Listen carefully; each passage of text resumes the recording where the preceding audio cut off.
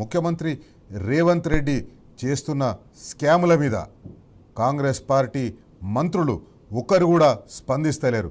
మంత్రులందరూ కూడా మాకెందుకు అన్నట్టుగా ఉన్నారు. మంత్రులందరూ నాకెందుకు అన్నట్టుగా ఉండడమే కాకుండా కొందరు సీనియర్ మంత్రులు ఢిల్లీకి సీక్రెట్గా నివేదికలు కూడా పంపిస్తున్నారు.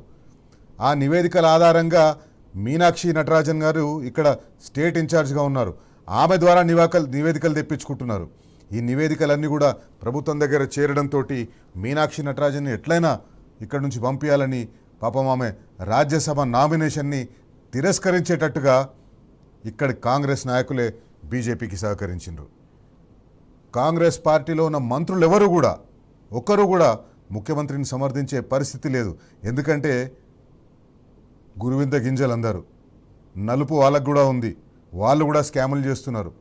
ఒక్కొక్క మంత్రి ప్రతి ఒక్క మంత్రిది ఒక్క కథ. మొదటి నుంచిన మంత్రులదే కాకుండా ఇప్పుడు కొత్తగా వచ్చిన మంత్రులది కూడా అదే కథ. గురుకుల స్కూళ్ళల్లో స్కాములు, పిల్లలు తినే గుడ్లల్లో స్కాములు, పిల్లలు వేసుకునే బూట్లలో స్కాములు, హ్యామ్ రోడ్ల పేరు మీద మొబిలైజేషన్ అడ్వాన్సులు ఇచ్చే స్కాములు, ఇట్లా చెప్పుకుంటూ పోతే ఒక గంట సేపు వాళ్ళు ఒక్కొక్క స్కామ్ గురించి చెప్పొచ్చు. మనతో బీఆర్ఎస్ పార్టీ సీనియర్ నాయకులు మాజీ ఎమ్మెల్యే చంటి క్రాంతి కిరణ్ గారు ఉన్నారు. ఆయనతో మాట్లాడదాం ఈ కాంగ్రెస్ పార్టీ స్కాముల గురించి.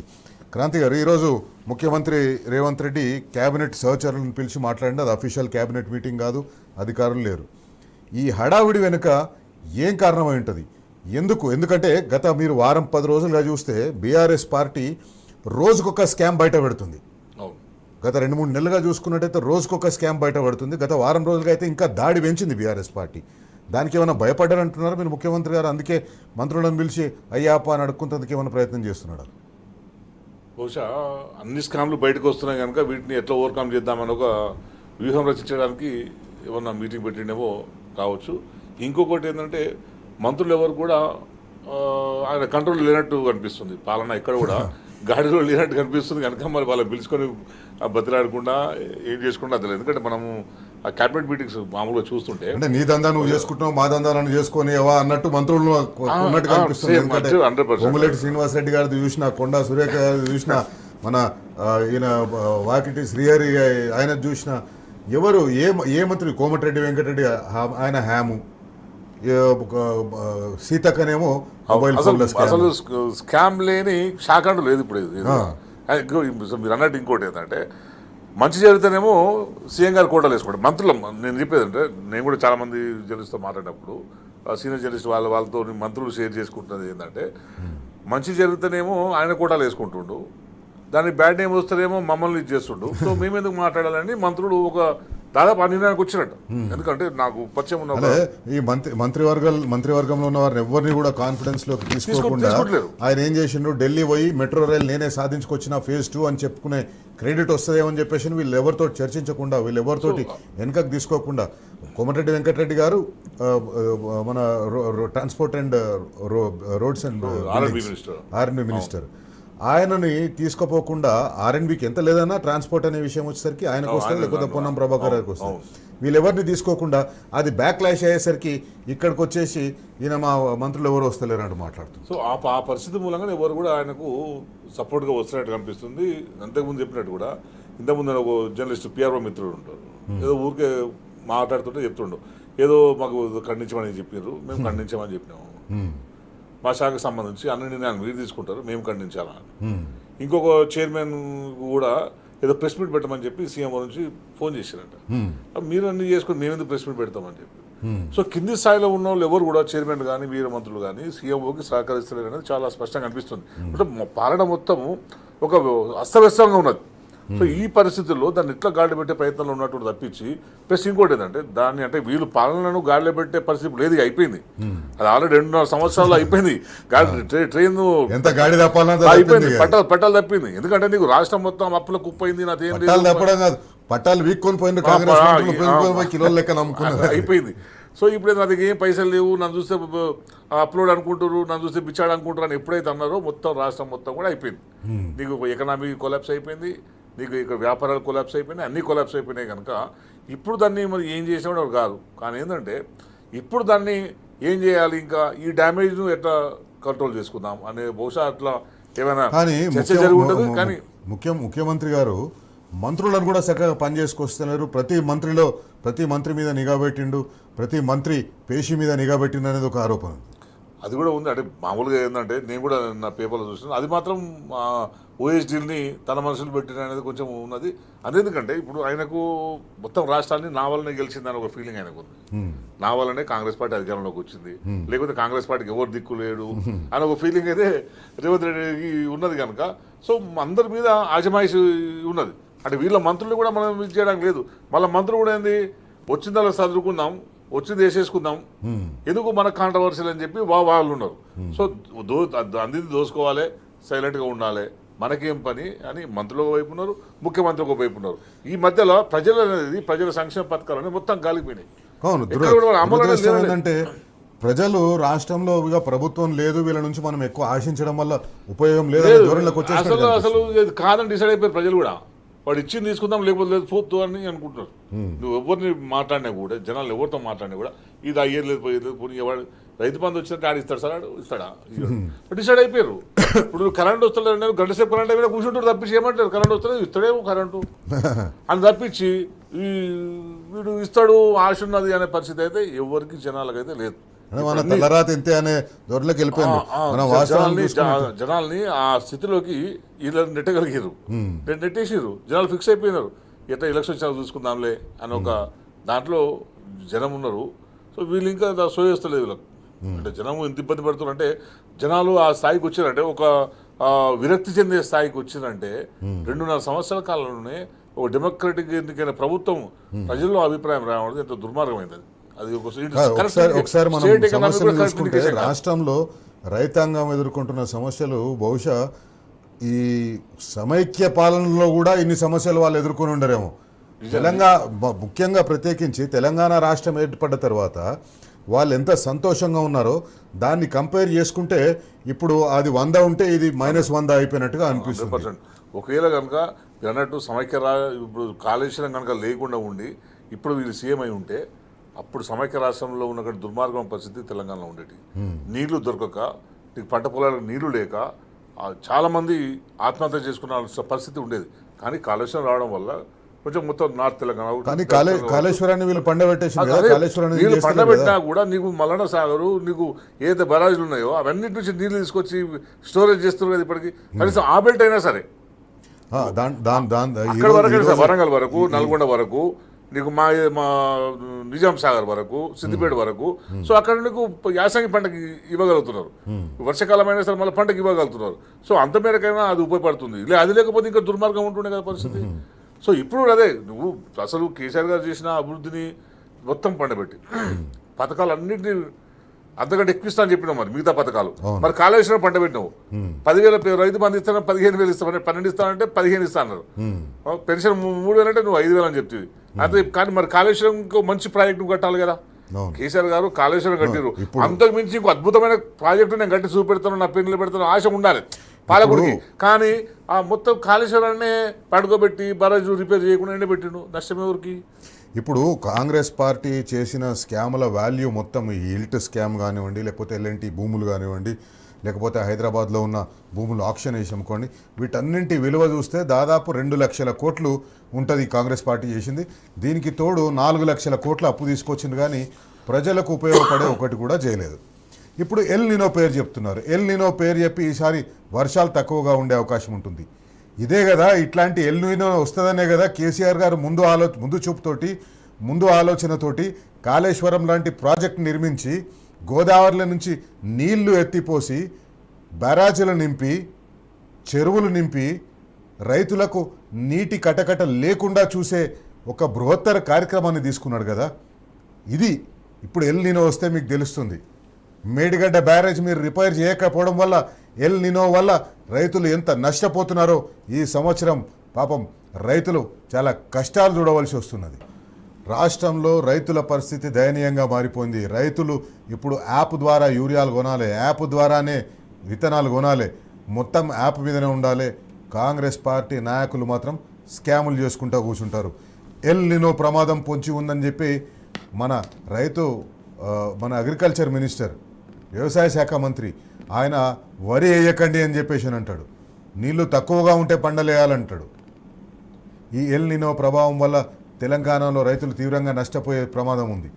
అందుకే కేసీఆర్ గారు ముందు చూపుతోటి కరోనాను ఎట్లయితే ఎదుర్కొన్నారో కరోనా కష్టకాలంలో కూడా రైతులకు ఏ రకమైన కష్టాలు లేకుండా ఉండేటట్టుగా ఆయన చేసిండ్రో భవిష్యత్తులో ఈ ఎల్ నినో లాంటి ఉపద్రవాలు వస్తే ఏ రకంగా రైతులకు కష్టాలు లేకుండా ఉండాలని ఆయన ఆలోచించి తెలంగాణలో మిషన్ కాకతీయ ద్వారా చెరువులను పునరుద్ధరించిండు. కాళేశ్వరం ప్రాజెక్టు ద్వారా గోదావరి నీటిని చివరి వరకు తెలంగాణ చివరి వరకు తీసుకొచ్చి నల్గొండ జిల్లాలో చివరి వరకు తీసుకొచ్చి హైదరాబాద్ రంగారెడ్డి జిల్లాలకు తీసుకొచ్చే ప్రయత్నం చేసి పాలమూరు రంగారెడ్డి ఎత్తిపోతల పథకం ద్వారా పాలమూరు రంగారెడ్డి నల్గొండ జిల్లాలను సస్యశ్యామలం చేసే ప్రయత్నం చేసిండు. కానీ ఈరోజు కాంగ్రెస్ పార్టీకి అది అర్థమైతే లేదు. కాళేశ్వరం ప్రాజెక్టు ఎందుకు కట్టిండ్రు అని చెప్పేసి వాళ్ళు ప్రశ్నిస్తారు. కాళేశ్వరం ప్రాజెక్టు కూలిపోయిందంటారు. రైతుల దుర్గతిపై క్రాంతి కిరణ్ గారితో మాట్లాడదాం. క్రాంతి గారు, రైతులు మీరు అందరు చూస్తున్నారు, నీరు లేనిదే వ్యవసాయం లేదు తెలంగాణలో. బోర్ బావుల మీద వ్యవసాయంలో ఎంతమంది దివాలా తీసిందో మనకు తెలుసు. కేవలం ఈ ఇరిగేషన్ ప్రాజెక్టుల ద్వారా వచ్చే నీటి ద్వారానే తెలంగాణ రైతులకు సుకూన్ ఉంటుందని చెప్పేసి కేసీఆర్ గారు ఆలోచించారు. కానీ కాంగ్రెస్ పార్టీ ఈరోజు మేడిగడ్డను రిపేర్ చేయకుండా, బరాజులను నింపకుండా, చెరువులను నింపకుండా రైతులను కష్టపెడుతుంది. అది 100% వాస్తవం అండి. ఒకవేళ కనుక మేడిగడ్డను నింపి బరాజులను నింపి ఆ వాటర్ని డైవర్ట్ చేసుకొని అప్పటికి ఇంకా పెండింగ్లో ఉన్న ప్రాజెక్టులు అంటే మా దగ్గర ఉన్న సంగమేశ్వర బసవేశ్వర కావచ్చు, ఇంకా వేరే జిల్లాలో ఉన్న ప్రాజెక్టులు అన్నింటినీ కనుక పూర్తి చేసి పాలమూరు కనుక పూర్తి చేసి ఉంటే 100% రైతులు ఇంకా సంతోషంగా ఉండేవారు. ఇంకా రాష్ట్ర ఉత్పత్తి పెరిగేది, వ్యవసాయ ఉత్పత్తి, జీడిపి రేటు కూడా పెరిగేది. కానీ వీళ్ళు అనాలోచితంగా ఓన్లీ కేసీఆర్ గారి మీద ఉన్న ద్వేషంతో ఇది కేసీఆర్ గారు కట్టిన కనుకనే దాన్ని పండబెట్టాలి, దాన్ని రిపేర్ చేయొద్దు, దాన్ని వాడొద్దు అని ఒక మూర్ఖత్వంతోనే వాళ్ళు రైతులకు మీద పగ తెచ్చుకుంటారు తప్పించి వేరే ఉద్దేశం లేదు. ఇప్పుడు మనం ఉన్న పరిస్థితిలో రైతులు ఆ కాళేశ్వరం నీళ్ళు లేకపోతే చాలా జిల్లాలో మీరు నార్త్ తెలంగాణ కావచ్చు, నీకు నల్గొండ వరకు అవును చాలా మంది రైతులు ఇబ్బంది పడుతున్నారు. యాసంగిలో కూడా వరి పండిస్తున్నారు. ఇప్పుడు నీకు యాసంగిలో వరి పండించినా కూడా కొనే పరిస్థితి నీకు ఈ ప్రభుత్వం లేదు. వర్షాకాలం వదిలిపెట్టండి, వర్షాకాలం ఇంకా దిగుబడి వస్తుంది. ఇప్పుడు నువ్వు యాసంగిలో సరిగ్గా మొన్న కొనుగోలు చేయలేరు, ఇప్పుడు వర్షాకాలం ఇంకా దిగుబడి 20% పెరుగుతుంది. మరి నువ్వు ఎట్లా నీకున్న ప్లాన్ ఆఫ్ యాక్షన్ ఏంది? ఏం లేదు వాళ్ళ దగ్గర. రైతులను నడిపించడం తప్పించి ముందు భూములు కానివ్వండి, భూములు అమ్ముకున్న తర్వాత మిగతా ప్లాన్ ఆఫ్ యాక్షన్ అదే వాళ్ళ ఉద్దేశం అంతా అదే ఉన్నది. రైతుల గురించి లేదు, పేద ప్రజల గురించి లేదు, చదువుకునే విద్యార్థుల గురించి లేదు, పేద ప్రజలకు వైద్యం అందించే దాని మీద లేదు. వీళ్ళు ఏంటంటే మొత్తం ఉన్న భూములన్నీ అమ్ముకోవాలి, పెట్టాలి. అధికారంలోకి వచ్చినట్టు మొన్న పెద్ద మనిషి అసలు వీళ్ళు భూములు అమ్ముతూ పైసలు ఏం చేస్తున్నారు క్వశ్చన్ వచ్చింది. ఇప్పుడు కూడా ఏంటంటే అసలు భూమిలో అమ్మిన పైసలు ఏం చేస్తున్నారు వీళ్ళు? స్టేట్ ఇన్కమ్ ఉన్నది, స్టేట్ ఇన్కమ్ వస్తుంది, మరి భూమిలో అమ్మిన పైసల్ని దేనికోసం పెడతారు? ఈ జేబులోకి వెళ్ళి తీసుకొని ఈ జేబులో పెడుతున్నారు. అది జేబులో పెట్టుకుంటారా? మరి అదే మరి జేబులో పెడుతున్నా ఢిల్లీకి పంపిస్తారా? ఢిల్లీకి పోతుంది అంతే కదా. ఇంత దుర్మార్గంగా భూములు అమ్మడం అనేది ఎప్పుడు చూడలేము. సో అంటే మన దేశానికి వెన్నుముక రైతు. నువ్వు ఎన్ని భూములు అమ్మినా ఇంకోటి అమ్మినా కూడా రైతు గురించి పట్టించుకోవాలి కదా. రైతు ఇప్పుడు పంట పెట్టుబడి ఎక్కువైపోయింది. నీకు డీజిల్ రేట్లు పెరిగినాయి, ట్రాక్టర్లు వాడతారు, డీజిల్ రేట్లు పెరిగినాయి, అట్లా ఎరువుల ధరలు పెరిగినాయి. ఎరువుల ధరలు దాదాపుగా కొన్ని ఎరువుల ధరలు నేను ఈ మధ్య కాలంలో రైతులతో మాట్లాడుతుంటే 100% పెరిగినాయి. ఒకటి ఏది 1232.16 అనేది 550 రూపీస్ పెరిగింది. 550 రూపీస్ ఎంత అయింది? ఇంతకుముందు నీకు 1900 ఉండే పోయిన సంవత్సరం 1900 ఉంటే ఇప్పుడు 2450 అయింది. 14, 35, 1900 ఉంటే అది కూడా 2350 రూపాయలు అయింది. 24, 2000 రూపాయలు ఉంటే అది 2450 రూపాయలు అయింది. సో మొత్తం అన్నీ చూసుకుంటే అన్నీ కూడా యావరేజ్గా 500 రూపీస్ ఈ సంవత్సరం పెరిగింది. ఇంకా ఏదో వీళ్ళు ఇచ్చే బోనస్ అంతా ఈ పెరిగిన ఎరువులకే. బోనస్ ఎక్కడది? బోనస్ 2 పంటలకి రెండే రకాలకి ఇస్తా అంటారు. అసలు రైతులు పండించే రకాలు 7 రకాలు పండిస్తారు. మరి ఏం చేయాలి? రైతులు ఏది పండించారు? 8 రకాలు కాదు, ప్రభుత్వమే ఒక లిస్ట్ ఇచ్చింది 33 రకాలు. సరే అంటే మన భూమికి అనుగుణంగా ఇప్పుడు మా దగ్గర ఒక రకమైన భూమి ఉంటుంది, ఇంకో ప్రాంతంలో ఇంకో రకమైన భూమి ఉంటుంది. కొన్ని భూములలో ఓన్లీ దొడ్డు మాత్రమే పండుతాయి, ఇంకొన్ని దగ్గర సన్నవి మాత్రం, సన్నలో వేరే రకాలు మాత్రం పడతాయి. అట్లా నువ్వు దాన్ని సర్వే చేసి కనుక్కొని రైతులు కనుక్కొని దాన్ని సన్న బోనస్ ఇవ్వాలి తప్పించి నేను 2 రకాలకి ఇస్తా అంటే ఎట్లయితుంది? సో ఇదంతా ఏంటంటే ఊకే ఉత్తుతి. ఇప్పుడు రైతు బంధు ఎంతమంది ఎంత ఇచ్చినంటే ఇచ్చినామని చెప్తారు. ప్రతి సంవత్సరం ఇచ్చినాం, ప్రతి కాలం ఇచ్చినామని చెప్తారు, 6 సార్లు ఇచ్చినామని చెప్తారు. కానీ ఇచ్చింది 2 సార్లు, ఒకసారి ఫుల్ ఇచ్చిండ్రు, ఒకసారి 2 ఎకరాలకు ఇచ్చిండ్రు. ఇప్పుడు మళ్ళీ ఇప్పుడు పెడతారంట కదా, ఇప్పుడు కూడా నాకు తెలిసి ఎకరానికే ఇస్తారు. సో ఊకంటే వాళ్ళు అబద్ధం చెప్పుకోవడానికి ఎక్కడ వెనకాడలేరు, అన్ని చేసినామని చెప్తారు. మేము మాకంటే ఎక్కువ ఎవరు చేయాలని చెప్తారు. కానీ అక్కడ గ్రౌండ్లో ఉన్న రైతులు ఎంత సఫర్ అవుతున్నారు అనేది వాళ్ళు తెలుసుకోలేకపోతారు. మీకు భూముల మీద ఉన్న శ్రద్ధ, నీకు గ్రౌండ్లో రైతును లక్ష్యాధికారం చేయి. నీకు రైతుకు పండించిన పంటకు అప్పు కాకుండా మిగిలిచే ప్రయత్నం చేయండి. చేస్తే నీ మీద నువ్వు భూములు అమ్మాల్సిన అవసరం ఉండదు, ప్రభుత్వం వైపు వాళ్ళు చూడరు. కేసీఆర్ గారు చేసిన ప్రణాళిక అదే కదా, రైతుకు నీకు ప్రోత్సాహం ఇచ్చిండు, కరెంటు ఫ్రీ ఇచ్చిండు, కొనుగోలు చేసిండు. ఇవి చేసిన తర్వాత రైతు కంఫర్ట్ జోన్లో పెట్టిండు. రైతు నువ్వు పెన్షన్ ఇచ్చినా ఇవ్వకున్నప్పుడు అడ్జస్ట్ అవుతుండే. ఇప్పుడు నువ్వు పెన్షన్ ఇస్తలేవు, రైతుకు ప్రోత్సాహం ఇస్తలేవు. ఇప్పుడు మొత్తం అడకత్తర పోకచెక్కలు అయిపోయింది పాపం. మళ్ళా 2014 ముందు పరిస్థితి ఎట్లున్నానో ఆ పరిస్థితికి వచ్చేసింది రైతుల. ఆల్మోస్ట్ అదే పరిస్థితి వచ్చింది. ఆ ప్రభావం నెక్స్ట్ ఎలక్షన్లో తప్పకుండా కనపడుతుంది. ఎందుకంటే ప్రజల ఆగ్రహాన్ని వ్యక్తం చేసే వేదికలు ఇప్పుడు ఏం లేవు, ఆ అవకాశాలు ఇప్పుడు ఏం లేవు. కనుక రేపు మళ్ళీ జనరల్ ఎలక్షన్లో వీళ్ళకు ఆ ప్రభావం కనపడుతుంది. అసలు కాంగ్రెస్ కనుమరుగు లేకుండా అయిపోతుంది. ఆ పరిస్థితిని వీళ్ళు క్రియేట్ చేసుకుంటారు. ఇప్పుడు సో మనకు వెళ్ళిపోవడంతో మనం లేకుండా ఓ రాష్ట్రం ఎకనామీ పడిపోతుంది కదా. రాష్ట్ర ఎకనామీ పడిపోవడం అంటే పాపం ప్రజల జీవన విధానం పడిపోతుంది. అంటే జనం ఎంత కష్టపడుతున్నారు దాన్ని ఆలోచించుకోవాలి కదా. నువ్వు అధికారంలోకి వస్తావు తర్వాత విషయం, దాన్ని ఎవడొస్తాడు. కానీ ఇప్పుడు ప్రజలు ఎన్ని అవస్థలు పడుతున్నారు, వాళ్ళ కష్టాలను ఎట్లా తీర్చాలనేది ఆలోచించాలి. అటువంటి ఆలోచన చేయకుండా మీరు భూముల మీద అమ్ముతాము, ఇంకోటి అమ్ముతాము. సరే భూములు అమ్మినావు, మరి రైతు బంధు ఇవ్వండి, సరే అమ్దాం. ఫ్రీ కరెంట్ కరెక్ట్ ఇవ్వండి, క్వాలిటీ కరెంట్ ఇవ్వండి, మామూలు కరెంట్ కాదు, క్వాలిటీ కరెంట్ ఇవ్వండి. ఈ ధరలు పెరిగిన ఎరువుల ధరలు అన్నీ తగ్గించండి. సబ్సిడీ మీరు పెట్టండి, కేంద్రం నుంచి మాట్లాడి తగ్గించివ్వండి. కొనుగోలు చక్కగా చేయండి. మీరు భూములు అమ్మిన దాన్ని కనీసం ఇక్కడైనా పెట్టండి. ఆ పని కూడా చేస్తలేరు కదా, మరి మీరు దేనికి ఉపయోగిస్తున్నారు? సో మీరంతా అంత వివాదాస్పదంగా ఉన్నది ఈ ప్రభుత్వ వ్యవహారం. ఈ నమ్మకాలు, కొనుగోలు, ఈ ప్రణాళికలు. నాకు తెలిసి SBI భూముల అమ్మకం ఉంది కదా, మొత్తం ఫ్యూచర్ సిటీకి తరలించే ప్రయత్నం చేస్తున్నాడు. దాన్ని కూడా ఇక్కడ భూమి కాస్ట్లీ ఉంటుంది కదా, ఇది తీసుకొని అమ్మేసి మీరు ఫ్యూచర్ సిటీకి ఇవ్వండి, అక్కడ మీకు ల్యాండ్ ఇస్తామని భవిష్యత్తు చెప్పినట్టున్నారు. అదే వ్యవహారం నడుస్తున్నట్టు. కానీ ఒకవేళ వాళ్ళంతా ఫ్యూచర్ సిటీకి పోయేటట్టు ఉంటే ఈ భూములకు విలువ ఉండదు కదా. ఈ భూములకు విలువ ఉండనప్పుడు ఈ భూములని మళ్ళీ విలువ ఫ్యూచర్ సిటీలో చాలా అద్భుతంగా ఉంటుందని చెప్తున్నారు. కానీ ఇక్కడ 237 కోట్లకి ఎకరం భూమి అవుతుందని చెప్పేసి ఇక్కడ పబ్లిష్ చేసుకుంటారు. వాళ్ళకు అవన్నీ లేవు. మన ఓ సందర్భంలో తను చెప్పారు, హైదరాబాద్ సృష్టికర్త ఎవరు పలానా ఆయన, సైబరాబాద్ సృష్టికర్త ఎవరు చంద్రబాబు నాయుడు, మరి ఫ్యూచర్ సిటీ సృష్టికర్త ఎవరు నేను చెప్పదలుచుకున్నారు. అది నడుస్తుందా లేదా తర్వాత విషయం, దానివల్ల ప్రయోజనం ఉందా లేదా తర్వాత విషయం. కానీ నేను ఒక సిటీ కట్టినాను, ఒకటి పెట్టినాను అని చెప్పుకోవడానికే వాళ్ళకి పనికోసం తప్పించి అది నిజంగా ప్రజలకు ఉపయోగపడుతుందా లేదా అనేది వాళ్ళు చూసుకుంటారు. ఎందుకంటే దాన్ని వ్యతిరేకిస్తున్న ప్రజలందరూ ఉన్నారు కదా. నువ్వు అక్కడ సెజ్ కోసం కలెక్ట్ చేసిన భూమిని ప్రజలు వ్యతిరేకిస్తున్నారు. మా పంట పొలాలు ఎందుకు తీసుకుంటారని అడుగుతున్నారు. కోర్టుల కేసులు అవుతాయి, ఇక చాలా వ్యవహారాలు దాంట్లో ఉన్నాయి కదా. సో అవన్నింటినీ వాళ్ళు రేపు వస్తాయా లేదా అనే విషయాన్ని పక్కన పెట్టేసి దీని మీద మా ముద్ర ఉండాలి, ఇది మేము చేసినాం అది ఫ్యూచర్ సిటీ అనేది అదొక మాయాసభ లాంటిది. అది ఉందా లేదా తెలియదు, ప్రభుత్వానికే క్లారిటీ లేదు.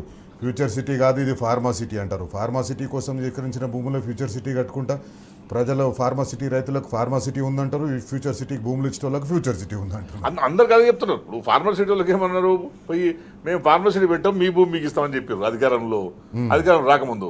అప్పుడు మన గవర్నమెంట్ ఉన్నప్పుడు ఫార్మా సిటీ పెడతామంటే లేదు మీ భూములు మీకు ఇస్తా అన్నారు. మరి అధికారంలోకి వచ్చింది కదా, మరి ఫార్మా సిటీ భూములు ఎందుకు ఫార్మర్స్కి ఇస్తారు? తీసుకున్న భూమిని వాళ్ళకి ఎందుకు ఇస్తలేరు? వాళ్ళకి ఇవ్వాలి కదా, వాళ్ళని అక్కడ మోసం చేసారు. ఇప్పటికి కూడా వాళ్ళు కోర్టుకు పోతే అది నువ్వు ఏం పెట్టడం లేదు, చాలా భూమి మిగిలి ఉన్నది. ఫార్మర్ సిటీ పెట్టిన తర్వాత కూడా చాలా భూమి మిగిలి ఉంటుంది. ఆ మిగిలిన భూమిని మీరు ఏం చేస్తారు? మరి వేరే అవసరాలు ఫార్మర్ సిటీ కోసం ఒక పర్పస్ కోసం సేకరించిన అవసరాల కోసం సేకరించిన అదే 2013 చట్టంలో చాలా స్పష్టంగా పెట్టారు.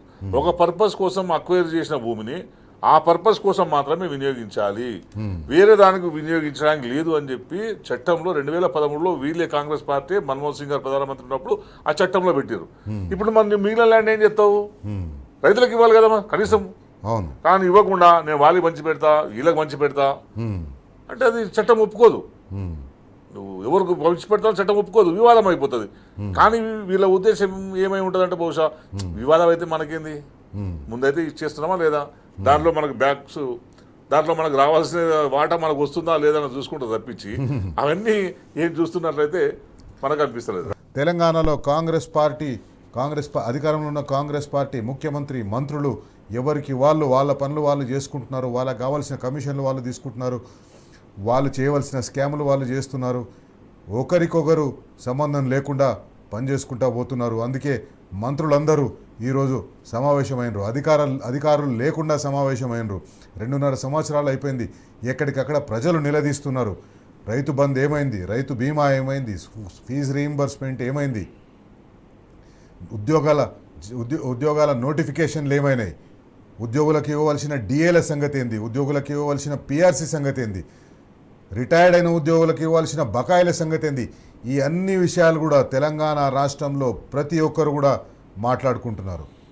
అందుకే ఆందోళన మొదలైంది, కాంగ్రెస్ పార్టీ నాయకుల్లో ఆందోళన మొదలైంది, ముఖ్యమంత్రి రేవంత్ రెడ్డి మంత్రివర్గ సభ్యుల్లో. అందుకే ఈరోజు అందరూ సమావేశమైనరు. ఇక రేపు పొద్దుటి నుంచి ఇంకొక 2-2.5 సంవత్సరాలు వీళ్ళు అధికారంలో ఉంటారు. ఈ 2-2.5 సంవత్సరాలు ఎట్లా నెట్టుకు రావాలి, ఎట్లా ప్రజలను కన్విన్స్ చేయాలి, ఎట్లా ప్రజలను నమ్మించాలి, ఇదే కార్యక్రమం చేసేందుకు ఈరోజు మంత్రుల సమావేశం ఉంటుంది. క్రాంతి గారు, ఇంకా 2.5 సంవత్సరాలు ఉంది, ఒక 2.5 సంవత్సరాలు, ఇక 27-28 నెలలే ఉంది. లాస్ట్ 2 నెలలు ఎలక్షన్ కూడా అంతా ఉంటుంది కాబట్టి 27 నెలలు ఉన్నట్టే కాంగ్రెస్ పార్టీ దగ్గర. కానీ ఎక్కడ కూడా చూసినా కూడా వాళ్ళు ఇచ్చిన హామీలు కానీ ఇవన్నీ కూడా పూర్తి చేసేందుకో లేకపోతే ఒక అడుగు దానికి చేసేందుకు కూడా అవకాశం కనిపిస్తలేదు. చేస్తారంటారా ఏమన్నా ప్రయత్నం ఇంతకు? వాళ్ళు ఏం చేసే పరిస్థితి అది లేదు. ఎందుకంటే ఇప్పుడున్న సిచ్యువేషన్ చూస్తే ఏదో అంతా కంటి తుడుపుగా చేసే పరిస్థితి ఉంది తప్పించి పూర్తి స్థాయిలో వాటిని ఫుల్ఫిల్ చేసే పరిస్థితి లేదు. రైతు బంధు చేసినంటే ఒక ఎకరకి వేసేసినా అంటారు. అదే మనకు స్పష్టమైన ఉదాహరణ రైతు బంధు. కరోనా కాలంలో కూడా రాష్ట్ర ఆదాయం లేకపోయినా కూడా రైతుల ఖాతాల్లో పైసలు వేసి పెట్టుబడి సాయం ఇచ్చి రైతులు మహిళలకు 2,500 ఇవ్వాలి కదా, 500 1000 రూపాయలు వేస్తాడు, వేసేసిన అంటాడు. విడతల వారిగా దానికి ఎంచుకున్న మార్గం ఒకటి చాలా తెలివైన మార్గం ఎంచుకోరు, విడతల వారిగా వస్తుంది అని చెప్తారు ప్రజలకు. ఇప్పుడు నీకు వచ్చింది నాకు తెలియదు, నాకు వచ్చింది నీకు తెలియదు. సో దానికి ఏంటంటే నీకు వచ్చిన నువ్వు అనుకుంటా, నాకు వచ్చిన నేను అనుకుంటా. ఇప్పుడు ఏం చేసిన విడతల వారిగా ఇప్పుడు ఆ గ్యాస్ 500 రూపాయలకి గ్యాస్ కూడా అట్లే అయిపోయింది, ఇచ్చేసినామని చెప్తుంది, మాకు రాలేదంట. అంతే కదా. ఇప్పుడు అదే ఇప్పుడు మహిళలకు పెన్షన్స్ ఉన్నాయి, పెంచింది ఎవరు కొందరికి ఇస్తారు, ఓ జిల్లాకి ఇస్తారు అనుకుందాం, ఓ జిల్లాకి ఇచ్చేసి మేము అందరికి ఇచ్చేసామంటారు, ఇంకో విడతలు ఇంకో జిల్లాకు వస్తా అంటారు. మహిళలకు వచ్చే 2,500 అదే అంటారు, రైతు బంధు రైతు బీమా కూడా అంతే చెప్తారు. సో ఏది కూడా 100% వీళ్ళు పాత స్కీమ్ కేసీఆర్ హయాంలో ఉన్న వాటినే అమలు చేసే సత్తా దమ్ము వీళ్ళకి లేదు. కొత్త డబ్బులు వీళ్ళు ఇవ్వడం అనేది వీళ్ళ జేజమ్మతనం కూడా కాదు ఇప్పుడున్న పరిస్థితి మనం చూసుకుంటే. సో ఇవన్నీ వీళ్ళు చేస్తారని నమ్మకం జనాలు కూడా ఉన్నారు. వీడు దంగగాడు వీడు చేయడు. ఇప్పుడు పాపం మనం చూస్తున్నాం కదా, ఆ మాటలు మనం అనలేం. కానీ అసలు మనం మాట్లాడని ఎవరు పొలిటికల్ కసి ఉన్న వాళ్ళు మాట్లాడాలి. కానీ మామూలు ప్రజలైతే ఎంత దూషిస్తున్నారు. మైక్ ఆన్ చేసేదాళ్ళు మళ్ళా ఓటేస్తాం. తిట్టరాని మాటలు తిడుతున్నారు. వాస్తవానికి రాష్ట్ర ముఖ్యమంత్రికి చాలా అగౌరవం అది. ఒక రాష్ట్రానికి అగౌరవం. రాష్ట్ర ముఖ్యమంత్రికి ఎంత వ్యక్తిగతంగా అగౌరవం కావచ్చు, కానీ రాష్ట్రానికి అగౌరవం అది. మన తెలంగాణ రాష్ట్రము 10 ఏళ్ళు చాలా ప్రతిష్టాత్మకంగా నడిచింది. దేశంలో ప్రతి రాష్ట్రంలో చర్చ జరిగింది. తెలంగాణ రాష్ట్రంలో జరుగుతున్న అభివృద్ధి చూసి చాలా పెద్ద టైకౌన్స్ అందరూ కూడా తెలంగాణకు వచ్చి విజిట్ చేసి చూసిపోయి తెలంగాణ అద్భుతంగా ఉంది, ఆదర్శంగా ఉంది అని చెప్పిర్రు. అట్లాంటి స్టేట్లో ఒక ముఖ్యమంత్రి తను స్టేట్ ప్రతిష్ట కూడా దిగజారుస్తుండు, ఆయన ప్రతిష్ట కూడా దిగజార్చుకుండు. అల్టిమేట్గా తెలంగాణకి రాష్ట్రం మనమే సిగ్గుపడాల్సి వస్తుంది కదా. తెలంగాణ కోసం కొట్లాడిన వాళ్ళందరూ కూడా అరే ఇది ఏమైపోతుంది అనే పరిస్థితి ఇప్పుడు వచ్చింది. జనం కూడా అట్లే అనుకుంటారు, అదే ఏమవుతుంది దేశం, మళ్ళీ కేసీఆర్ సార్ రావాలి. 6 నెలలకి మొదలైంది, ఇప్పుడు ఇంకా కేసీఆర్ సార్ అన్నప్పుడు బాగుండే ఈ పరిస్థితి ఉండేది కదా అని వస్తుంది. సో వాళ్ళు ఇంకా నాకు తెలిసి ఈరోజు మీటింగ్లో వాళ్ళు కన్వీపు జరిగి మీటింగ్ అనేది నేను అనుకోవట్లే. మన పాలసీని ఏ రకంగా ప్రజల నుంచి ఇంత విమర్శలు వస్తున్నాయి, ఏ రకంగా రేపు పొద్దున ప్రజలకు పోయినప్పుడు మనం దాన్ని సమర్థించుకోవాలని చెప్పేసి ప్రజల్ని ప్రశ్నించడం తొక్కడం ఒక్కటే వాళ్ళ ఎజెండా ఉన్నది. మీరు చూస్తున్నారు కదా, ప్రజల్ని తొక్కడమే, ప్రశ్నిస్తున్న ప్రతిపక్షాలని దూషించడమే, వాళ్ళని టార్గెట్ చేయడమే. ఈరోజు విప్పు ఆయన ప్రెస్ మీట్ పెట్టిండు. కేటీఆర్ హరీష్ రావు గారు ఎట్లా తిరుగుతారు ప్రజల్లో, మరి ఇంకెవరు అలా తిరుగుతా. మరి ప్రతిపక్ష నాయకులే ప్రజలకు ప్రాతినిధ్యం వహిస్తారు కదా.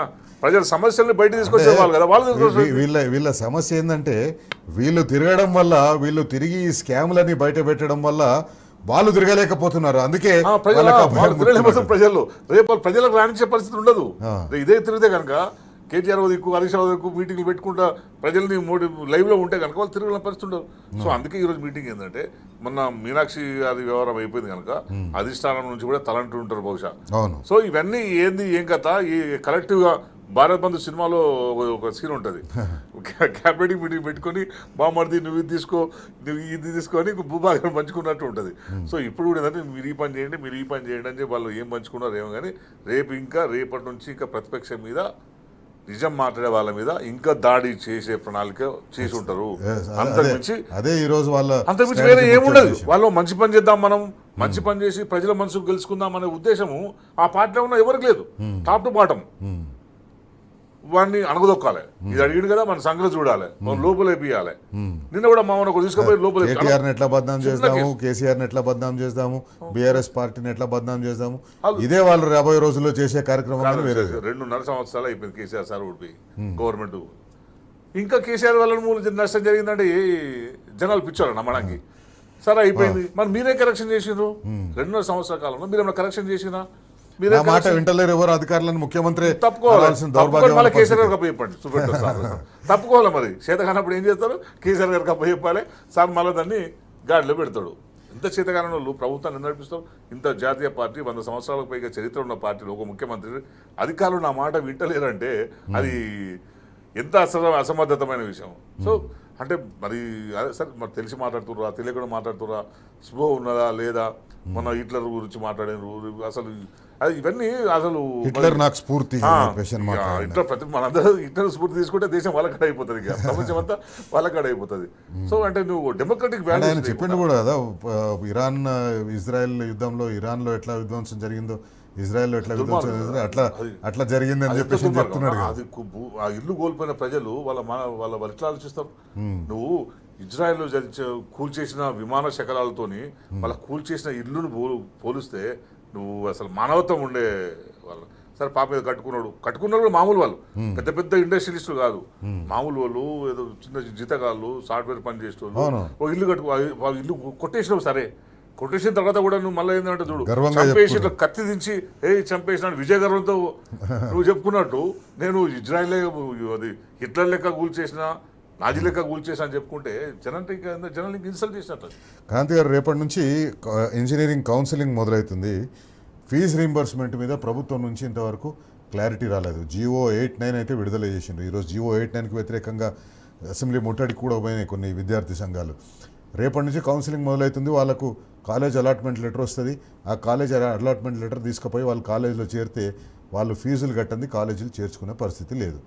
ఎట్లా ఈ సమస్యకు పరిష్కారం? ముఖ్యమంత్రి రేవంత్ రెడ్డి ఏం చేస్తారు? ఏ రకంగా దీన్ని పరిష్కరించగలుగుతారు? ఫీజు రీయింబర్స్మెంట్ కోసం ప్రభుత్వం వెంటనే చర్యలు తీసుకోవాలి, జీవో ఇవ్వాలి. కాలేజీలకు ఏదో బకాయిలు ఉన్నారో ఆ బకాయిలు ఇచ్చి తొందరగా వెంటనే విడుదల చేయాలి. ఎందుకంటే చాలామంది కొన్ని వేల మంది విద్యార్థుల భవిష్యత్తు సంబంధించిన విషయం ఇది.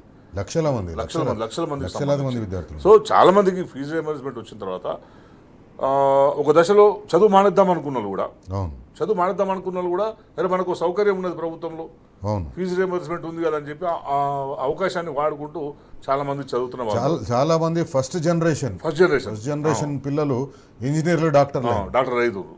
సో అటువంటి వాళ్ళని దృష్టిలో పెట్టుకొని ప్రభుత్వం కనీసం ఏది చేయలేకపోతున్నారు, ఇదన్నా కనీసం చేస్తే చదువుకున్న పిల్లలకు చదివించినట్టు అవుతారు. మీకు ఉద్యోగాలు ఎట్లా ఇస్తలేరు, కనీసం వాళ్ళు ఇంజనీర్ చదువుకుంటే బయట ఏదైనా పని చేసుకునే పరిస్థితి వస్తారు.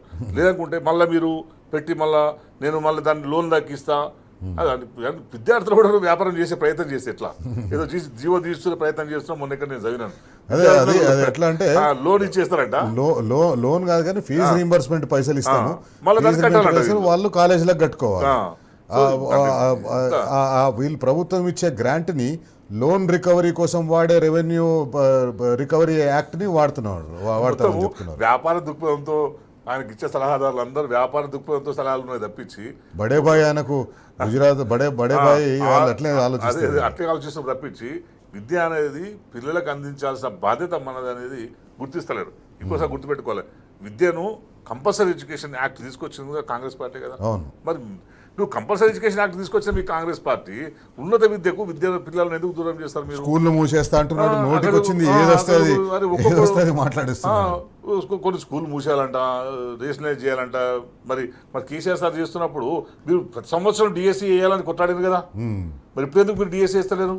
మెగా డిఎస్సీ అన్నారు మేనిఫెస్టోలో, మెగా డిఎస్సీ అన్నారు, అది లేదు. మరి పిల్లల కోసం కేసీఆర్ ఉన్నప్పుడు రిజల్ట్స్ ఎట్లా వచ్చినాయి? అద్భుతంగా.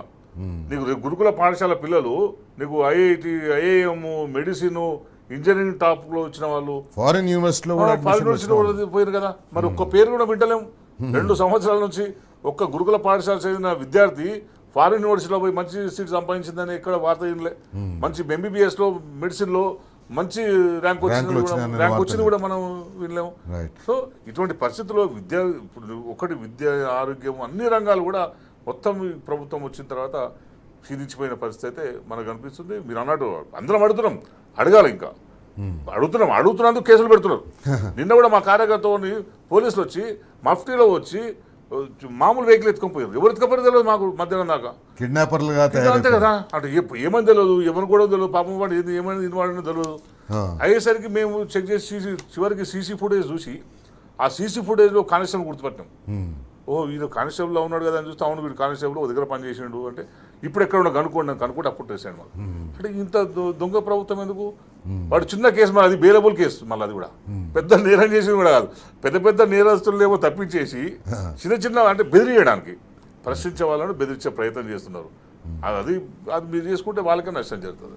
థ్యాంక్ యూ క్రాంతి గారు. ఇది వాటి బరాబర్ అడుగుదాం. రేపు మరో ముఖ్య అంశంతో మళ్ళీ కలుసుకుందాం. అంతవరకు సెలవు, నమస్తే. జై Telangana. Stay tune to T news.